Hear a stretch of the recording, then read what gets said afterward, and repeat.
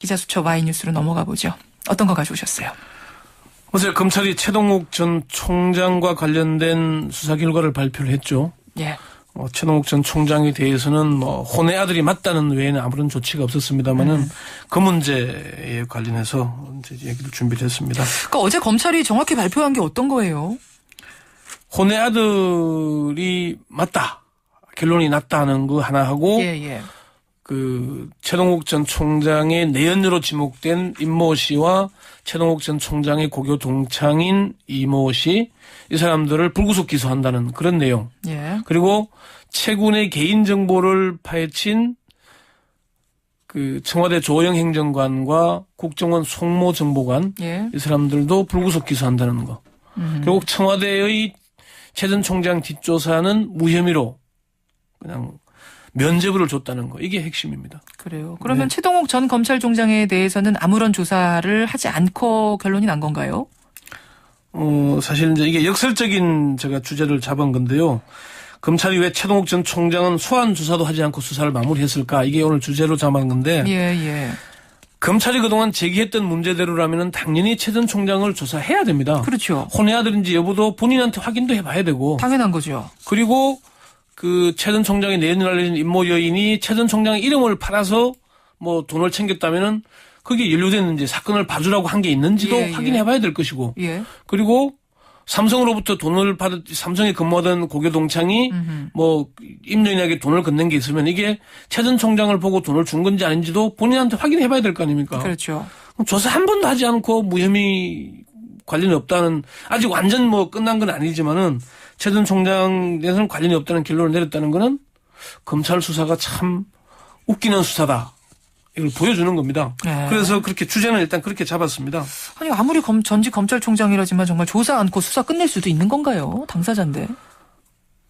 하다못해 검찰이 청와대 관계자들에게 했던 대로 출장 조사를 하건 대면 조사를 하건 서면 조사라도 받아서 근거라도 남겨놓으면서 이래 봤는데 최 전 총장 관련이 없더라 이렇게 얘기라도 해야 되는데 단지 지금 정해진 게 없다. 최 전 총장에 대한 뇌물수수 고발 사건은 계속 수사할 예정이다. 요거만 달랑 남기고는 그냥 사실 수사를 끝내는 그런 모양새거든요. 검찰의 수사 결과 보면은 종종 이렇게 시작은 창대한데 끝은 미약한 게 많아요.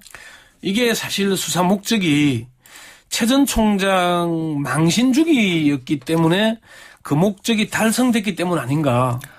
달성이 됐기 때문에 흐지부지 끝나는 거 아니냐? 사실 최 전 총장에 대한 검찰의 수사는 일종의 청부 수사 같은 겁니다. 그게 무슨 얘기냐면은 청와대가 최 전 총장을 찍어낸 것이 정당하다는 걸 입증해야 하는 수사인 동시에 최 전 총장을 공개적으로 망신줘야 하는 수사였는데 이 목적은 어느 정도 달성이 됐다고 보는 거죠. 그러다 보니까 최 전 총장의 수사의 본질 중에 하나인 최모 군의 개인정보 유출에 대한 불법 여부를 가리는 수사는 청와대의 주장 그대로 청와대 관계자를 한 명도 소환하지 않고 그냥 마무리하는 겁니다. 그래요. 이럴 거면서 그럼 왜 그렇게 요란하게 최 전 총장 수사에 나섰던 거냐. 이제 이런 질문들을 다시 하시게 될 거예요. 사실 이 부분을 보면은 이제 그 발상을 거꾸로 돌려서 청와대의 입장, 박근혜 대통령 입장에서 이 사건을 받아보면은 문제가 명쾌하게 이해가 됩니다. 무슨 얘기냐면은 박근혜 대통령은 검찰총장 추천위원회가 추천한 김진태, 최동욱, 소병철 등 3명의 검찰총장 후보 중에 최동욱 서울고검장을 낙점을 했죠. 그렇죠. 박근혜 정부에서는 다른 인물을 염두에 뒀는데 이명박 정부에서 추천한 거 아닙니까? 검찰총장 추천위원회가 처음으로 추천한 것이니까 이를 물릴 수가 없었던 거 아니겠습니까? 그래서 취임을 하고도 2달 가까이 걸려서 4월이 돼서야 임명하잖아요. 그러면서 최동욱 총장은 청문회 과정에서 파도 미담만 나오는 파도남이라는 별명까지 얻으면서 취임을 했죠. 그런데 취임한 직후에 국정원 댓글 사건을 수사하는 과정에서 국정원 대선 개입 의혹을 청와대의 의중과 달리 원시훈 전 국정원장과 김용판 전 서울경찰청장 1등 공신이라고 할 수 있는 사람들을 기소하지 않습니까? 이른바 영린을 건드린 겁니다. 대통령의 당선의 정당성을 해치는 수사 결과를 발표한 거죠.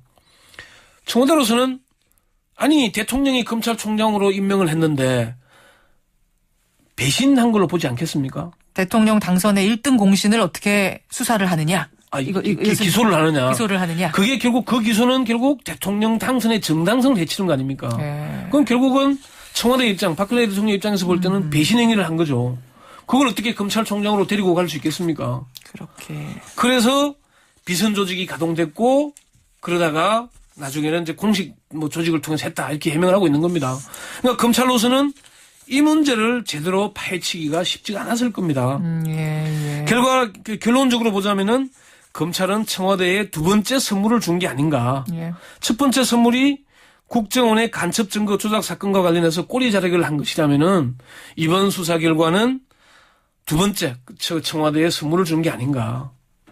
그런 얘기가 검찰 내부에서도 나와요? 아니면 권영철 기자의 생각이? 이게 이제 검찰 안팎의 얘기를 분석을 들어보면은 다들 이런 관점에서 보자면은 관점을 달리하는 거죠. 그렇군요. 관점을 달리해서 청와대 입장에서 보면은 당연한 일인데 그러면 그게 불법이 없었느냐, 개인정보 조사가 제대로 된 거냐 이런 걸 이제 판단해 보는 겁니다. 예, 수사가 이제 끝나는 모양새가 워낙 미진하다 보니까 이런저런 의혹을 남길 수밖에 없는 건데 그럼 혼의 아들 문제는 이제 끝이 난 겁니까?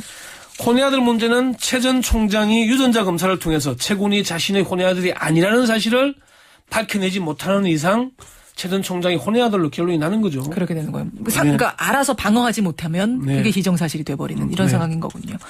알겠습니다. 기자 수첩 Y뉴스 권영철 선임 기자 수고하셨습니다. 네.